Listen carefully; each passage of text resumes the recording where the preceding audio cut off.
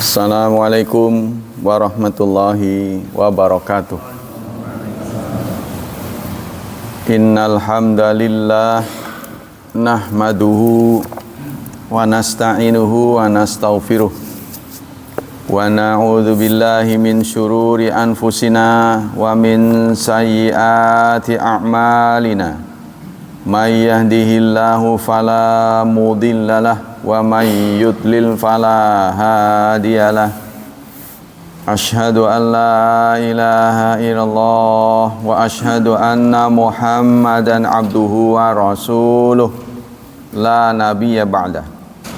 Allahumma salli wa sallim ala nabiyyina Muhammad sallallahu alaihi wasallam wa ala alihi wa sahbihi wa man sara ala nahjihi ila yaumiddin, amma ba'd.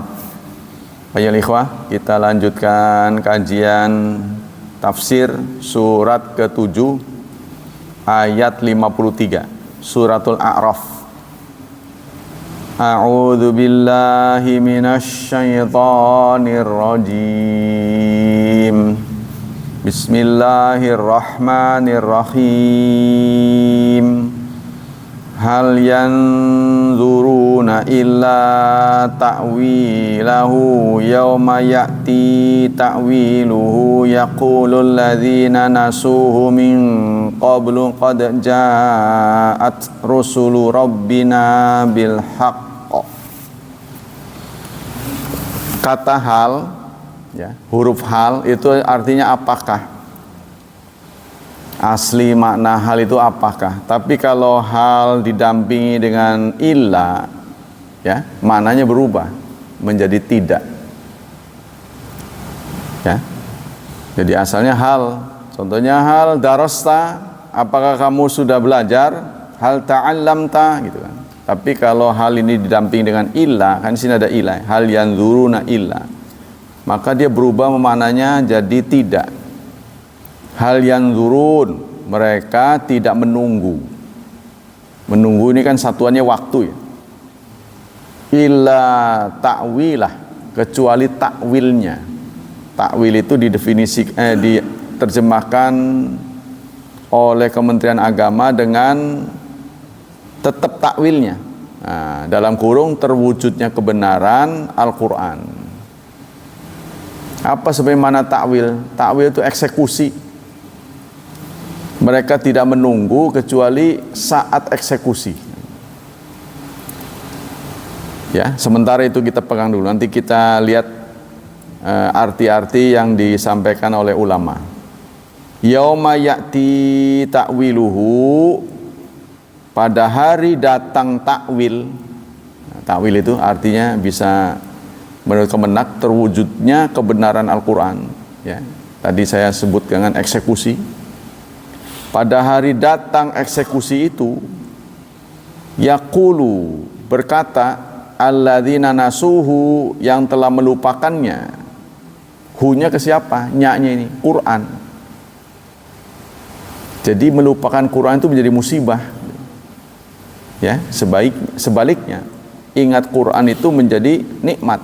Karena dia akan datang kelak pemberi syafaat, sebagai pemberi syafaat, penolong, pelengkap. Syafaat itu penggenap. Berkata orang yang telah melupakannya min qablu, sebelum itu, sebelum hari eksekusi, qad ja'at, apa isi perkataannya? Telah datang. Siapa yang datang? Rusulu rabbina, utusan-utusan Tuhan kami, bil haq, dengan benar. Hak ini yang dimaksud Quran, karena isinya kebenaran. Memang Quran sudah datang dibawa oleh rasul-rasul, tapi kata orang sini, kita menjojong baik, orang ngaji itu kan, Quran sudah ada. Nah, kita lihat yantazirun, yanzurun yantazirun, mereka tidak menunggu. Nazartu, saya menunggu. Akhartuhu, saya telat. Nah, dari telat ya, jadi menunggu. Takwil diambil dari kata awal, wa huwa ruju' ilal asli. rujuk kepada asalnya. Hal yanzuruna ila ta'wila ay bayanuhu alladhi huwa ghayatuhul maqsudu minhu, yaitu bayannya, realisasinya gitu. Mereka tidak menunggu kecuali realisasi, buktinya gitu ya. Karena ada orang memprediksi begini ya. Kalau zaman sekarang tuh janji-janji. Nah, ini makanya bukti. Nah, setelah dia janji, buktinya. Pada hari datang buktinya, ternyata dia ngeles, contohnya gitu. Pendapat-pendapat ahli tafsir tentang ayat ini. Ibnu Jarir mengatakan hal yanzurun ay hal yantazir. Artinya orang-orang musyrik itu tidak menunggu. Musyrik yukadzibuna bi ayatillah, yang mendustakan ayat-ayat Allah, wa yajhaduna liqa'ah, dan ingkar, tidak percaya terhadap hari pertemuan. Ya karena itu persoalannya, yang ini yang membuat godaan paling besar buat manusia. Gaib itu. Allah kan telah menyatakan diri bahwa Dia itu alimul ghaibi wasyahadah, maha mengetahui yang gaib dan syahada. Gaib dan syahada. Syahada berarti lawan gaib. Gaib itu apa? Sesuatu yang tidak bisa, cirinya 3, tidak bisa diteliti. Kalau dalam bahasa singkat, tidak bisa diakses oleh manusia dengan cara apapun. Angin nggak kelihatan, tapi kan bisa diakses kan? Buktinya dijual belikan, jual angin gitu kan. Kita nggak bisa keluar angin, masuk rumah sakit, bahasanya jut, gara-gara nggak keluar angin. Makanya orang keluar angin harusnya biasa-biasa saja. Di zaman Rasulullah, sahabat mengomentari, merespon buang angin itu dengan tertawa. Rasulullah marah, kenapa kamu tertawa? Bukankah kamu juga begitu? Artinya itu kan hal yang alami, kan ada respon tubuh, ada yang dipuji, ada yang enggak kan? Ya, contohnya bersin, kan sampah itu nyemprot, tapi dipuji dalam Islam tuh, buktinya didoakan, yarhamukallah gitu. Alhamdulillah, yarhamukallah, yahdikumullah, saut-sautan. Tapi angop, nggak ada sambutan, suruh diampet malah. Akhirnya nangis, suruh diampet. Kentut sama, tidak ada sambutan. Buang air besar ada sambutannya, ya keluarnya gufranak, kan ada tuh, ya kan? Saudara dengar nggak? Doa kentut nggak ada, ya kan? Nah inilah dalam ajaran Islam seperti itu. Kita juga nggak ngerti. Sama-sama itu kan istilahnya respon dari tubuh kita, alamiah kan? Ngantuk, nggak ada doanya. Ya, cuma ngantuk kalau sampai nggak sadar, itu membatalkan wudhu gitu kan. Kalau enggak, masih gerem-gerem, masih kedengaran, nggak batal. Karena katanya mata itu talinya wadah. Jadi kalau mata ini sampai les begitu, maka karungnya ini seakan-akan talinya lepas. Maksudnya begini, mata ini ada hubungannya itu yang kayak sinar matahari di belakang kita. Iya, yang kayak sinar matahari, kenal pot. Kalau ini merem, ono terbuka katanya. Jadi keluar gas nggak kerasa, maksudnya gitu. Katanya gitu, ini kaitannya dengan bawah. Kita kembali ke sini. Ta'wila itu tadi ya, realisasinya, buktinya, ila maka nayu awilu amruhum min wurudihi ala adzabillah. Artinya janji dan ancaman itu akan terrealisasi nanti. Nah, kita itu manusia ini banyak ya terjebak oleh gaib ini. Karena gaib itu nggak bisa diakses. Kalau bisa diakses pakai alat tak gitu kan, tentu orang akan berbondong-bondong menjalankan perintah Allah. Ini nggak bisa diakses. Contohnya kita sholat tadi berjemaah, berapa angka yang kita dapat? Kan kita dapat pahala, ya. wa annal ladzina amanu wa amilus solihati anna lahum ajran kabira. Untuk orang yang beriman, kan Allah menyatakan inna hadzal Quran ini yahdi lillati hiya aqwam, untuk orang yang menghendaki jalan lurus. Wa yubasysyirul mu'minin, dan menyampaikan kabar gembira pada orang mukmin, annalahum, bahwa mereka akan mendapat ajran kabira, upah. Ajran itu upah. Kalau dalam bahasa agama itu pahala yang besar. Sebesar apa pahala itu?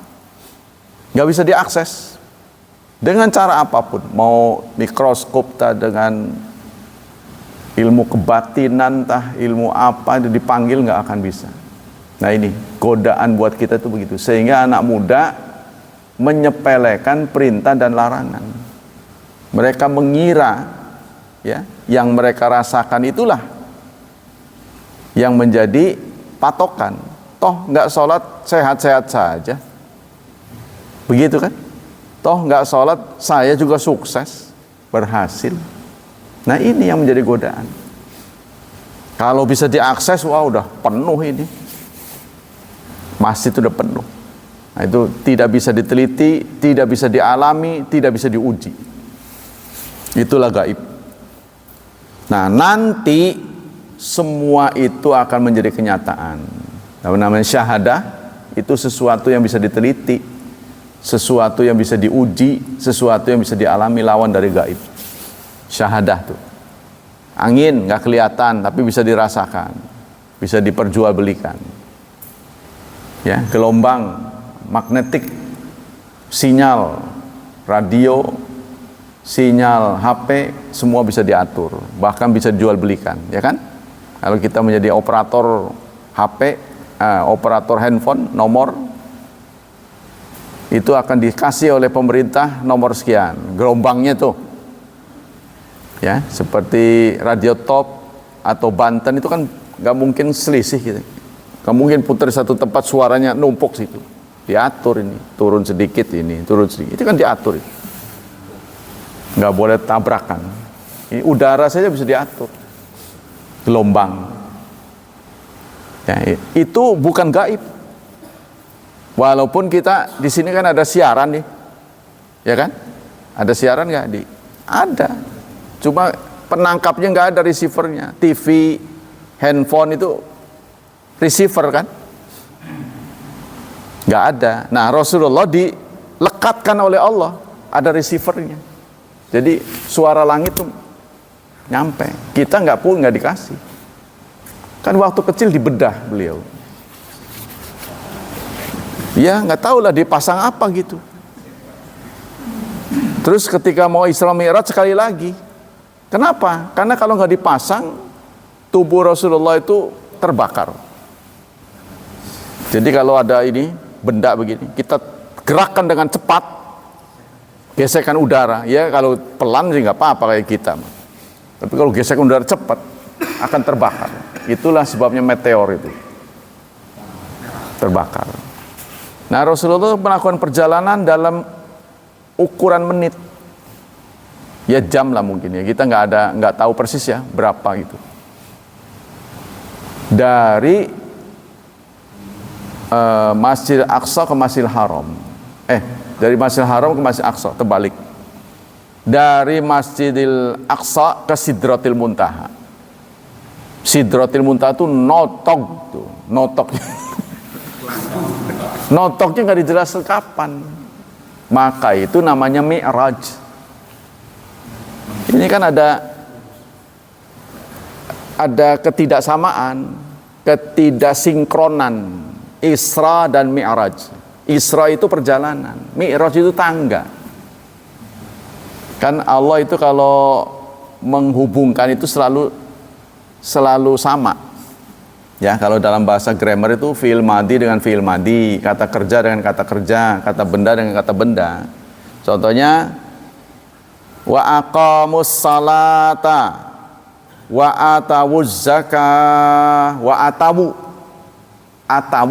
Kalau aqamu wa aqamus salata wa atawuz zakah. Tapi kalau aqimus salata wa atuz zakah, bukan atawu. Nah, itu harus sinkron. Tapi Isra ini perjalanan, Mi'raj tangga. Kan nama benda itu tangga.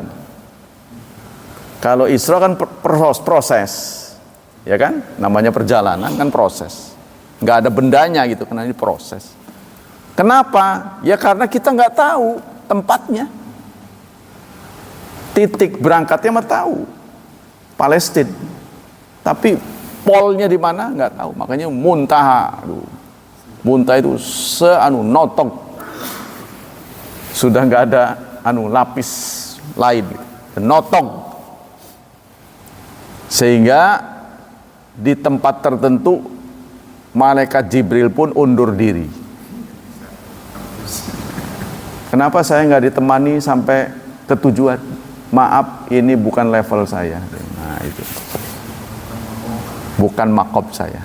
Saya hanya sampai di sini. Jadi di titik tertentu Rasulullah berangkat sendiri. Nah, inilah keistimewaan sholat, karena sholat itu diterima oleh Rasulullah langsung dari Allah Subhanahu wa Ta'ala. Yang lain-lain lewat Jibril. Kan kita tahu kan, semua perintah itu lewat Jibril, dari Allah lewat Jibril. Tapi kalau sholat ini sendiri. Nah, sebelum menghadap Allah, sebagaimana Nabi Musa saja mau menghadap Allah sampai keluar ngomong tai ijo. Nabi Musa, suatu saat Nabi Musa minta, Robbi arini anzur ilaik. Ya Tuhan, ya Allah, jangan bicara terus, mbok yang ngaton, bahasa Jawanya. Coba sih ngaton, perlihatkan dirimu. Anzur ilaik, aku ingin lihat engkau. Allah menjawab, lantarani, tidak mungkin. Tapi karena kalau dibilang tidak mungkin kan manusia penasaran. Iya, tahu durung nggak dijajal, nah, begitu. Pasti kan begitu kan? Sifat manusia kan penasaran. Durung dijajal terus ngomong orang mungkin. Walakin inzur ilal jabal. Tapi aku ingin memberi pelajaran padamu ketidakmungkinan ini. Lihatlah gunung itu. Ya, fa in istaqarra makanuhu fa saufa tarani. Jika gunung itu tetap tidak berubah, maka kamu bisa melihat aku. Nanti kamu lihat gunung itu. Falamma tajalla rabbuhu lil jabal. Saat Allah bertajalli, tajalli itu ngaton. Di gunung itu ngaton. Ja'alahu dakka. Maka gunung itu pun meledak. Wa kharra Musa sa'iqa. Nabi Musa pun tersungkur, pingsan. Tuh. Nah, setelah dia sadar, fala ma'afaqa, dia tubtul an, orang maning-maning. Ampun. Tapi Rasulullah berhasil. Nah, ini terjadi perbedaan pendapat. Apakah Rasulullah melihatnya? Tapi dalam ayat-ayat mengatakan walaqad ra'ahu nazratan ukhra inda sidratil muntaha. Sungguh-sungguh dia pernah melihatnya di Sidratil Muntaha. Jadi ayat Quran sendiri membenarkan beliau melihat. Cuma ulama kan berbeda pendapat. Ya bukan levelnya. Iya, ngelihat nggak ya? Ya dia yang juga nggak bisa, nggak ngerti. Jadi terjadi perbedaan. Nah, kita kembali sini. Jadi susah sekali disadarkan oleh kita-kita yang sudah pengalaman, yang muda-muda ini susah disadarkan. Nah, kita sekarang ini ya mengawal generasi pemalas, generasi Z, generasi yang menikmati hidupnya harus pakai alat. Kalau zaman dulu kan manual, sekarang serba pakai alat. Mau ngitung pakai kalkulator. Nggak mau ribet, manja, generasi manja. Sekarang itu generasi yang tidak bisa lepas dari HP gadget. Tidak bisa lepas dari gadget. Bangun tidur udah nyariin tuh HP, dan dia bisa berlama-lama dengan gadget. Itu zaman sekarang. Yaitu yang saya ngomong, kita mengawal perubahan, perpindahan.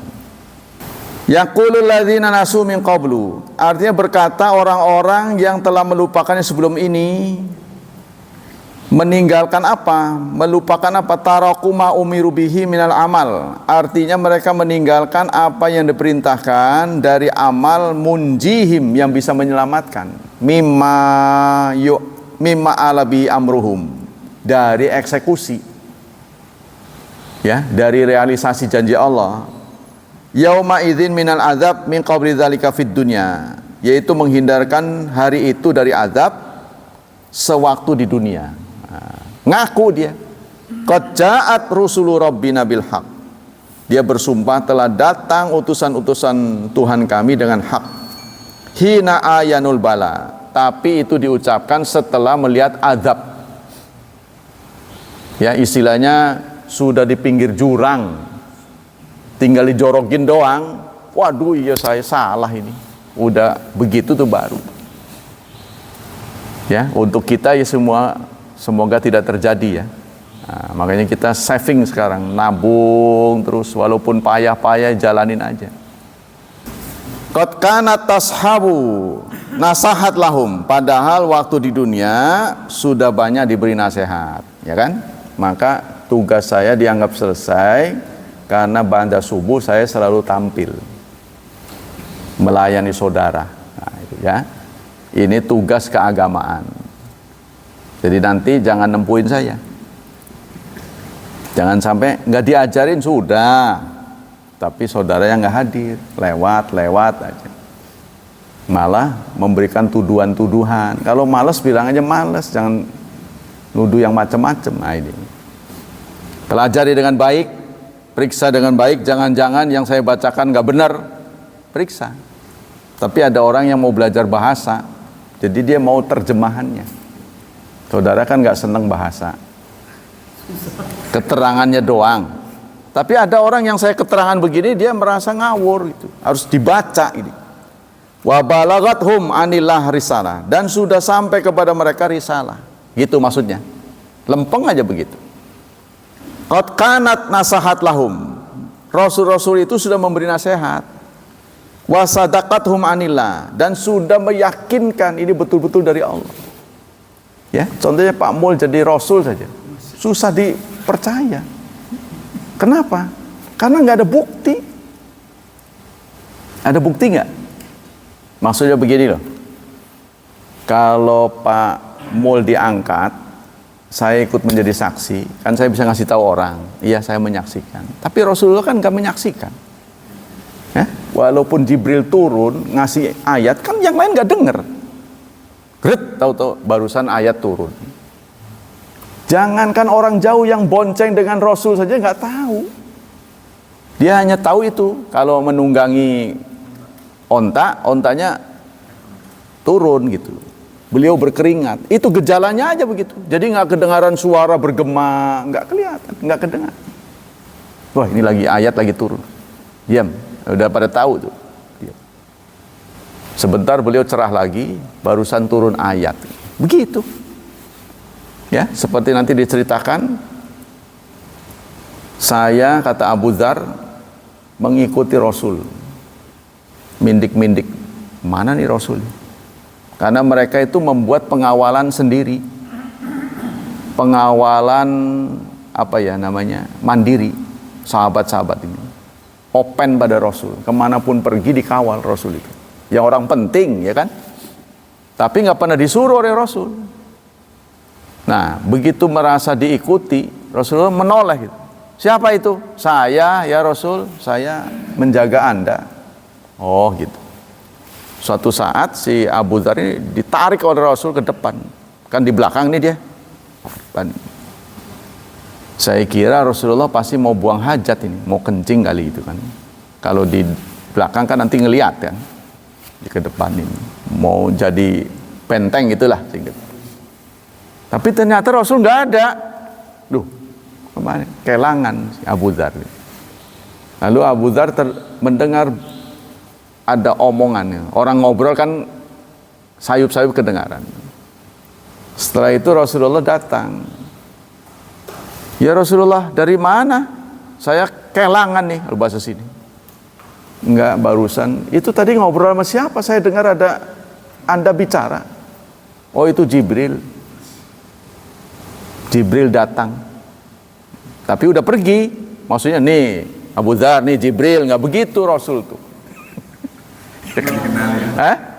Nggak dikenalin. Ya kenalin nih. Mau nguji kesaktiannya tah? Enggak, itu nggak begitu. Barusan Jibril. Apa membawa kabar gembira bahwa umatku yang loyal, dia tidak musyrik, dia akan masuk surga. Abu Dzar menimpali, wa in zana wa in sarak, meskipun berzina dan maling, wa in zana wa in sarak, meskipun. Tuh, nanti di hadis yang lain, saya kabarin teman-teman ya, jangan, ini kamu dulu aja, nanti akan menjadi fitnah katanya, orang jadi malas nantinya. Tapi karena sahabat ini hidup di zaman Rasulullah sudah wafat, lah kalau nggak ngasih tahu ya nggak ada yang tahu nantinya, ya kan? Mau disimpan di mana? Akhirnya diberitahu kepada kita. Meskipun ini rahasia, tapi rahasia itu menurut sahabat berakhir waktunya setelah Rasulullah wafat. Kan ini perjanjian rahasia kalau beliau masih hidup. Ya, sebab kalau sahabat nuruti Rasul, lah nggak nyampe ke kita dia. Udah aja masuk ke dalam kubur. Nah, sampai kepada kita itu karena sahabat berpikir Rasulullah wafat ya sudah berakhir rahasia itu. Nah, untungnya berpikir begitu, kalau enggak ya kita nggak tahu. Fahallana min syufa'a, lalu mereka menyatakan apakah ada syufa'a? Syufa'a itu bentuk jamak dari syafi', pemberi syafaat. Bisakah atau adakah orang pemberi syafaat? Maksudnya begini, apa ya syafaat itu? Syafaat itu orang yang bisa merubah keputusan. Kalau dalam bahasa kata belece ya, iya maksudnya, waduh saya ini gagal ini, saya nggak bisa ini, tapi saya ingat kalau minta tolong dia bisa. Apa itu? Intervensi ya. Nah, ada syafaat nggak? Nah, kan sudah ditetapkan dalam ajaran Islam, pemberi syafaat itu Quran, Nabi Muhammad, serta saudara-saudara sebagai teman dipanggil. Bagaimana ya pendapat Anda terhadap orang ini? Jadi bukan waktu hidup. Kaifa tasyhaduna ala hadzal mayyit? Orang biasanya kalau udah tahu salah, bacanya bukan khair, hair. Kalau nggak ada titiknya itu kan artinya bingung. Kalau khair baik. Gimana kesaksian Anda terhadap jenazah ini? Baik, khair. Nah, pakai kha. Tapi kalau kha-nya nggak dibaca, hair, itu bingung. Mbuh. Sing penting amplopnya jelas. Malah diumumkan kepada saudara-saudara yang tadi belum sempat menerima amplop, dimohon menghubungi panitia. Malah diumumkan. Islah, mbuh lah. Itu nanti urusan masing-masing di sana. Menurut saya urusan rohani itu tidak bisa dibayar. Jangan berbayar. Nggak bisa dibayar. Ya, kita kembali lagi. Fayashfa'u lana, maka dia memberi syafaat kepada kami, au nuraddu, atau kami dikembalikan. Ini si orang yang menghadapi siksa ini akan menghadapi siksa ngomong, adakah pemberi syafaat? Atau kalau enggak kita dibalikin lagi. Diulangi lagi gitu loh. Sekarang kan sudah ngeh nih, diulang lagi, hidup lagi, nanti saya akan jadi orang baik. Setelah melihat itu, iya baru saya sadar ini. Tuh, kalian mengkenen. Ya. Ghairal ladzi kunna na'mal, atau kami dikembalikan, nanti kami akan beramal berbeda dengan yang sekarang. Nah, karena udah tahu sekarang. Ya. Lalu Allah menyatakan qad khasiru anfusahum. Mereka telah merugikan diri sendiri. Apa sih madaratnya menjalankan Islam itu? Madaratnya apa? Makanya saya suruh menginventarisasi. Kalau perempuan madaratnya poligami, paling nggak mau dia. Kalau sudah dipoligami. Tapi nanti kalau poligami ini dihilangkan sama sekali, bagaimana bangsa Palestina menghadapinya? Cara apa yang bisa dilakukan bangsa Palestina untuk melawan Israel kalau nggak ngebanyakin diri? Untuk bisa mengkopi diri seorang mujahid itu butuh 15 tahun. Iya, populasinya memperbanyak, gimana caranya saudara? Kalau nggak pabriknya dibanyakin. Kata Prabowo kayak pabrik aja. Lah kalau populasinya menurun, saben hari dibabatin, ya, ibu hamil dibelah, lah kapan mau anunya? Menurunlah populasi, habis. Itulah yang disebut genosida. Tidak ada cara lain kecuali dibanyakin dengan cara begitu. Kalau orang lain ke sana gimana? Ya nggak bisa, dilarang. Kita nggak bisa masuk bangsa Indonesia menjadi warga negara Palestina kalau dalam kondisi begini, menolong sana nggak bisa, kecuali orang Palestina sendiri. Ya ini pembantaian ditonton oleh dunia, ya. Kita tidak mau begitu, bangsa ini tidak mau begitu. Mereka sebenarnya telah merugikan diri sendiri, wa dhalla anhum ma kanu yaftarun, dan hilang, lenyap yang dahulu mereka ada-adakan. Jadi yang dulu pernah nolong, ya, selama hidup dia pernah kalau ada kesulitan minta tolong pada siapa, itu pada ngilang tuh. Semua yang dia bisa minta tolong waktu di dunia tiba-tiba menghilang. Bukan menghilang menurut saya. Yauma yafirul mar'u min akhihi. Pada hari itu semua orang sibuk dengan urusan sendiri-sendiri. Wong dia aja susah. Dia aja belum tentu masuk surga, ngurusin kamu. Saya aja menghadapi sidang panjang ini. Likulli mri'in yauma idzin sya'nu yughni. Setiap orang ada urusan, sibuk dengan urusan masing-masing. Jadi boro-boro nolong orang lain. Nah ini saudara, ya, nanti kalau di sidang di akhirat, para pemimpin hari ini kebanyakan akan menyesal. Kalau saya tahu bakal begini, bintang yang ada di atas itu nanti ada hadis, kepengen meluncur ke bumi, pengen dibanting ke bumi. Maksudnya bintang ini melambangkan orang yang sudah tinggi, ya kan? Kepengen meluncur ke bumi. Nah, seperti sejarah dari pesantren yang saya ajar, itu wakaf dari seorang jenderal. Ya, kenapa jenderal ini bisa mewakafkan tanah sampai 5.000 meter? Karena dia cerita, saat saya memperoleh pangkat seperti ini, banyak kotor, banyak kekotoran. Saya ingin bersih-bersih, karena mau menghadap Allah kan. Nah, maka dia pilih wakaf. Karena wakaf itu kan ngalir terus. Ya cerdas ini, pilihan begini cerdas. Wallahu a'lam bishawab. Itulah tafsir hari ini. Kita lanjutkan dengan hadis.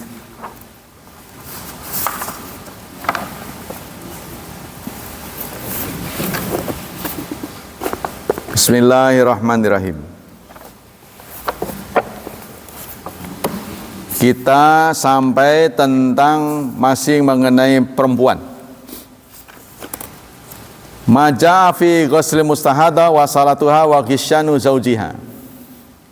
Tentang mustahadah. Mustahadah ini diambil dari kata haid juga, tapi berbeda kasus, ya. Sama-sama keluar darah dari kelamin perempuan. Kalau haid itu reguler, rutin, itu limbah, darah limbah. Jadi memang harus dikeluarin. Pada wanita yang hamil, oleh Allah dikumpulin darahnya itu, ya, menjadi ganjel bayi. Si bayi nggak jomplang ini, jadi kalau tidur tuh dia nggak koplak, sini nggak koplak, diganjel sama itu. Nanti ketika melahirkan langsung keluar semua. Tuh, itu Allah ya, yang telah menciptakan kita begitu. Nah, tapi ada darah mustahadah. Nah, mustahadah ini menurut Rasulullah ini diceritakan oleh Aisyah zaujin Nabi, dari Aisyah istri Nabi, ana qalat Fatimah bintu Abi Hubesh, Fatimah binti Abi Hubesh berkata, ya Rasulullah, inilah atar afadal salat. Ya Rasulullah, saya enggak bersih-bersih nih, keluar darah terus saya ini, ya Rasulullah, masa apa saya enggak sholat terus? Faqalalah Rasulullah, inna dzalika irkun, itu adalah irkun. Irkun itu diartikan dengan darah sakit. Ya, jadi kalau kita kecocok nih, ini darah sehat, ya kan? Tapi kalau dalam apa ya? Dalam ruqyah itu apa? Bekam itu kan ada apa nama? Fastu ya. Fastu itu mengeluarkan darah yang tersumbat. Jadi ada istilah selang, ada yang mampet tuh di situ. Ya, maka itu nggak bisa dia. Makanya harus pas di yang kena kotoran itu dibuang. Itu namanya fastu. Tapi kalau bukan ahlinya bisa pendarahan. Hati-hati ya. Jadi dia harus tahu titik-titiknya. Nah, itu jadi longgar katanya. Saya sendiri sih masih ngeri. Ya, fastu itu kan dibotakin gitu. Kadang dari kaki dibuat berdarah, disobek memang. Ya, ya bikin saluran, jadi ada mampet gitu. Jadi nggak bisa lancar, jadi disalurin. Katanya sih enteng. Nah, saya nggak tahu tuh darah kotor ya kalau itu tersumbat. Nah, ini kalau darah istihadah ini darah yang tidak sehat. Nah, sehat atau tidak harus didiagnosa oleh ahlinya. Saya bukan ahlinya. Ya. Mustahadah ini jelas. Kalau mustahadah ini bisa diketahui melampaui batas. Biasanya haid 7 hari, ini udah lewat 7 keluar terus. Nah, bagaimana dari sisi agama perempuan yang seperti itu? Maka dia tetap sholat. Ya, tapi sholatnya khusus nanti. Nah, kan dia berdarah terus persoalannya nih. Ya. Nah, itu jadi kata Rasulullah, dzalika irkun. Dalam sebuah tafsiran, irkun itu tendangan setan katanya. Wah, nggak tahu bagaimana nendang itu bisa bocor begitu ya. Walaisat bil haidah, bukan haid. Fa idza aqbalatil haidatu fatrukis shalah. Kalau memang haid, maka kamu harus meninggalkan sholat, gak usah sholat. Wanita haid kan gak wajib sholat, bahkan tidak perlu diqadha kan. Fa idza dhahabat qadaruha faghsili angkid dam wasalli. Kalau memang bukan haid, maka mandilah dan sholatlah. Ya. Nah, ini dari yang lain. Tercatat di zaman Nabi ada 10 perempuan yang mengalami mustahadah. Nah, bayangkan itu. Ya, bagaimana nggak rapinya Rasulullah itu. Sampai perempuan yang istihadah itu dicatetin. Padahal dulu kan belum ada tenaga medis yang khusus kan dilatih untuk kesehatan, tapi dicatat ini. Ada 10 katanya. Saya nggak perlu sebut lah, nggak penting. Ya, di antaranya istri Rasulullah Zainab binti Jahash. Saya sebutkan istri Rasulullahnya. Sauda binti Zam'ah. Ummu Salma binti Abi Umayyah. Nah, sisanya yang 7 itu bukan istri Nabi, tapi mereka mustahadah. Nah, ini satu bukti bahwa Rasulullah memimpin itu sangat teliti. Ya, kalau kita dihadapkan pada ketelitian ini, wah, kita kena kedodoran ini. Ya, berapa warga Pangurawi yang sudah bisa baca Quran? Berapa yang belum? Mengapa mereka nggak bisa baca Quran? Wah, kalau dihadapkan pertanyaan ini nggak bisa tidur kita. Bagaimana tanggung jawab di akhirat? Nah, itu tapi saya kan sudah nyampein pada subuh. Ya, sampai saudara aja udah yang blenger tuh.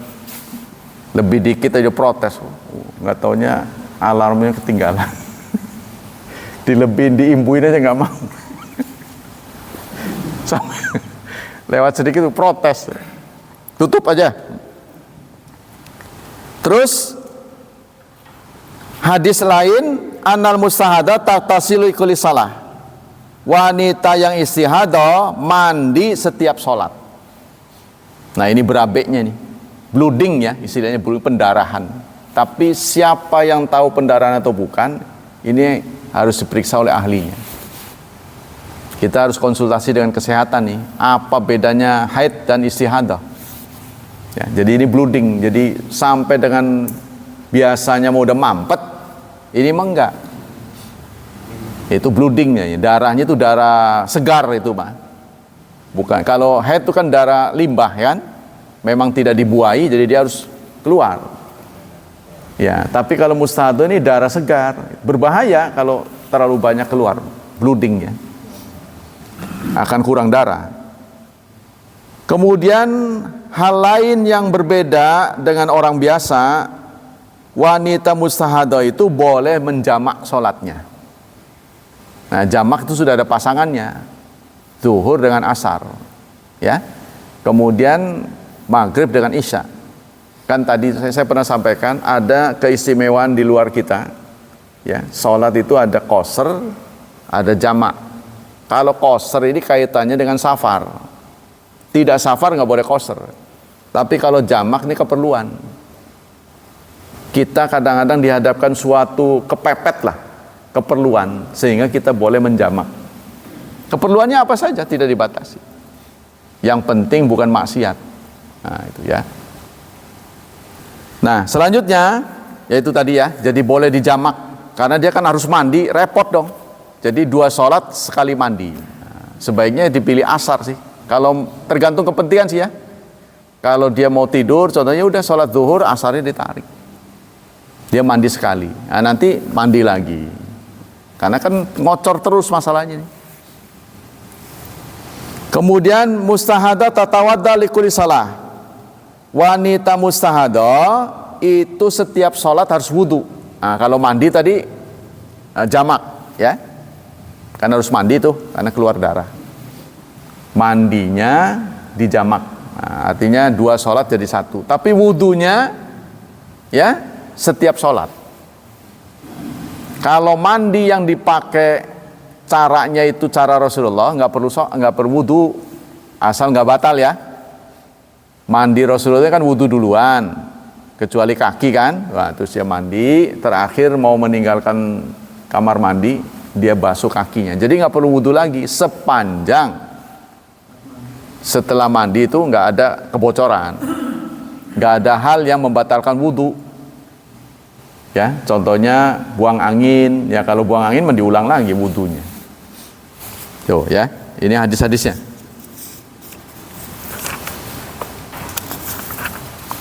Kemudian kitabul wudu. Nah, beberapa menit lagi. Ijabun niat bil wudu, wajib niat untuk wudu. Nah, persoalannya ini tentang niat, apakah perlu diucapkan atau otomatis. Nah, ini terjadinya begitu, perbedaan pendapatnya itu. Apakah niat itu otomatis atau perlu didiktekan? Nah, sudah tuh.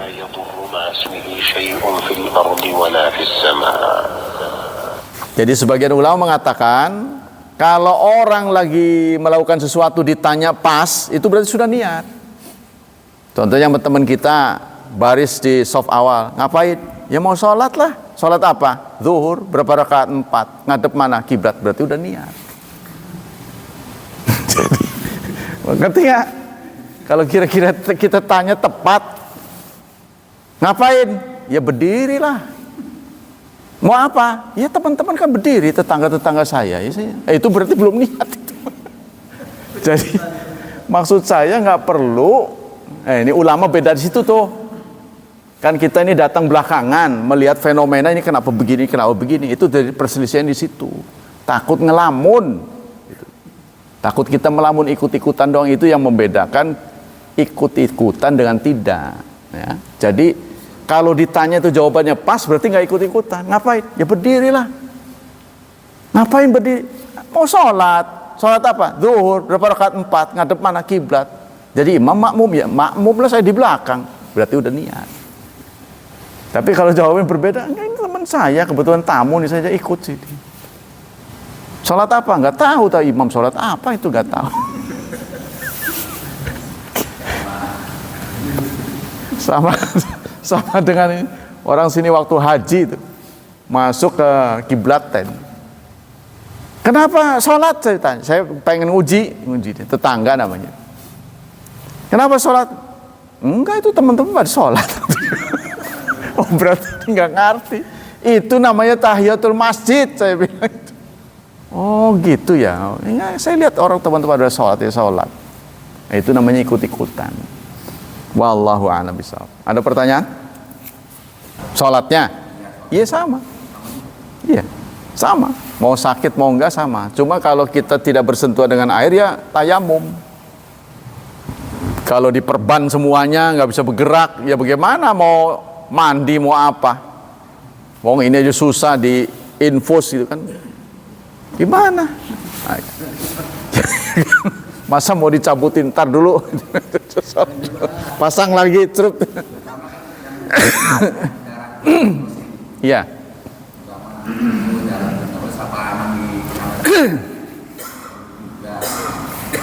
Ya tergantung bisa enggaknya. Kan ada orang yang dirawat itu nempel terus tuh ininya tuh. Kateter apa ya? Hah? Kateter. Selangnya tuh kan dia enggak kapan ceboknya wong itu dipasang begitu. Ya kan nggak bisa kan? Ya kalau bisa sepanjang bisa ya. Singkatnya, sholat dalam kondisi apapun tidak boleh ditinggalkan. Itu singkatnya. Sebisa Anda, kalau memungkinkan dibersihkan, kalau nggak mungkin ya tayamum. Gitu. Lain najisnya gimana? Najis itu ada sebagian ulama mengatakan bukan syarat wudu, bukan syarat sholat. Maksudnya bukan syarat sholat teman dengan ngaji. Ngaji ini kan wajib, tapi bukan syarat sholat kan? Kalau syarat itu kan mau sholat ngaji dulu. Nah, membersihkan najis ini oleh sebagian ulama dipandang sebagai wajib, tapi bukan syarat sholat. Karena tidak ada perintah di hadis orang mau sholat cebok dulu, nggak ada. Bener nggak? Ada nggak hadis? Adanya wudhu dulu. Nah kan ada perintah cebok tapi nggak ada kaitan dengan sholat. Kalau buang air, itu nggak ada kaitan dengan sholat. Tapi oleh ulama Syafi'i dimasukkan ke dalam syarat sholat.